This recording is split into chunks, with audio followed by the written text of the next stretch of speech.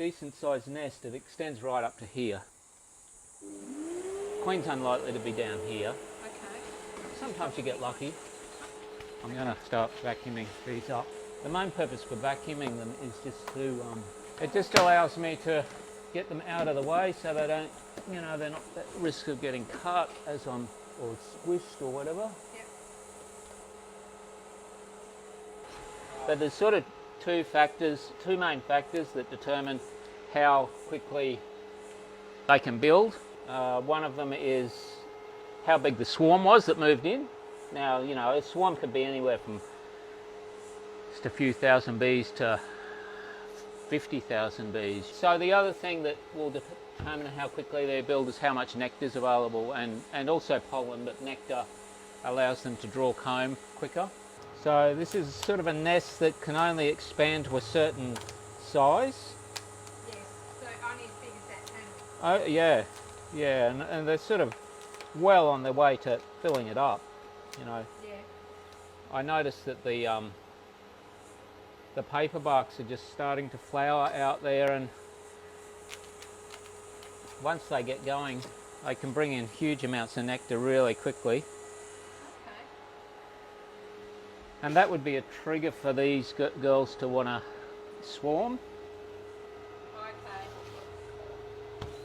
So what they do is they create a new queen, or they start to build new queen cells, and before that first new queen hatches out, the old queen leaves with half the population. Oh, really? And moves into someone else's wall. Oh, okay, good.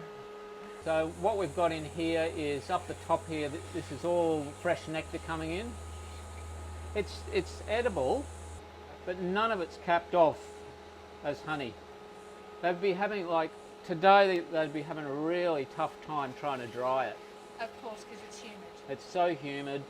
It'll actually take on moisture inside the hive. So it's a bit of a battle for the bees. But all this comb's relatively new.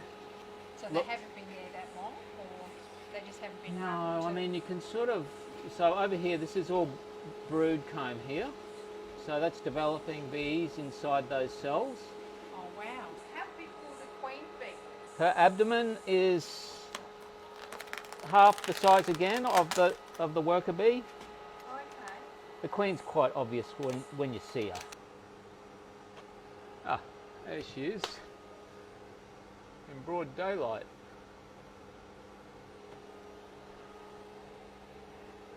Sake. There's our queen right there, moving towards the top. She's got nowhere to run. Or it can be a little bit blasé about getting in there and grabbing her. Yep. Oh.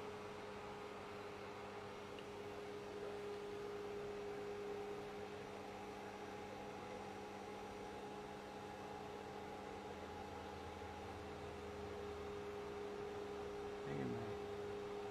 Beautiful.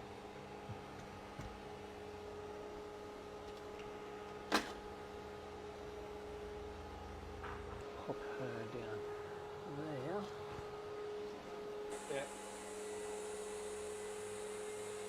I don't know, they don't go into attack mode. Yeah, well, that's what people think happens. Yeah. Yeah. And they don't go into attack mode. Not here, at least. Not in Australia. Yeah. Okay. And you're not being rough either. Exactly. I mean, being as gentle as possible. So it's sort of like you kind of can't rush. Yeah. Rushing doesn't save time on this job.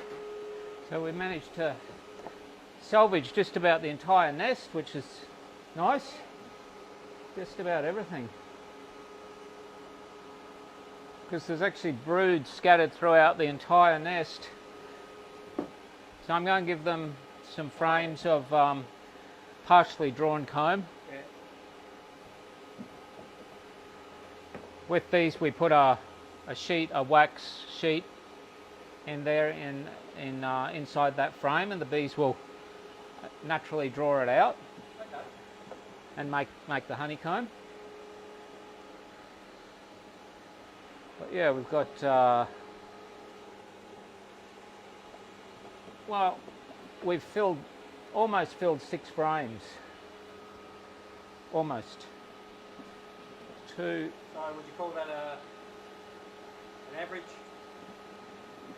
So I'm sort of estimating that this nest has been here for maybe 2 months, Sounds about right. which lines up with Yeah.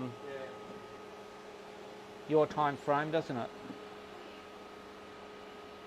So there's a very fresh bit of comb. So all that one there is got brood on that side, and it's full of nectar on that side. Yeah. That's the really heavy one. We'll put that more to the outside, and then that's got the space for the queen to lay. So that these bees will, over the next sort of 48, 24 hours, they'll actually glue all these into the frames. They'll with wax. Yeah. Because at the moment these frames are in upside down. Yeah. They normally go in a beehive box like that, Yeah. but because all the weight is generally at the top with the nectar, and you want them to attach to the top bar, I've got this upside down box, They flip it. so I'll leave them in here for 24, 48 hours, and then I'll flip it out and put it into a normal box, Yeah. the standard box. I mean, and they chew off all those rubber bands. Oh, today? Yeah. And then they drag them out. Most of them will then drag them out of the front entrance. So this is the front entrance of the hive down here. Yeah. So you'll either see rubber bands hanging out the bottom, Yeah. or they'll be deposited down on the ground outside the hive. They're remarkably Busy bees. and hygienic as well. They don't like foreign material inside the nest. So my lids.